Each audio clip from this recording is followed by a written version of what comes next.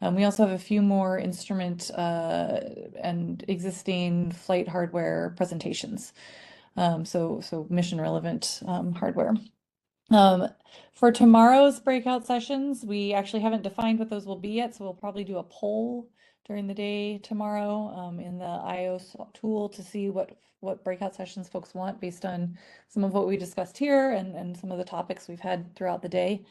So if there's anything you'd particularly like to see as a focus of a breakout session, feel free to let us know as well.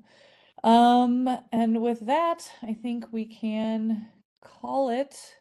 If anybody has any last minute questions for us, feel free to raise your hand or ping us in the chat.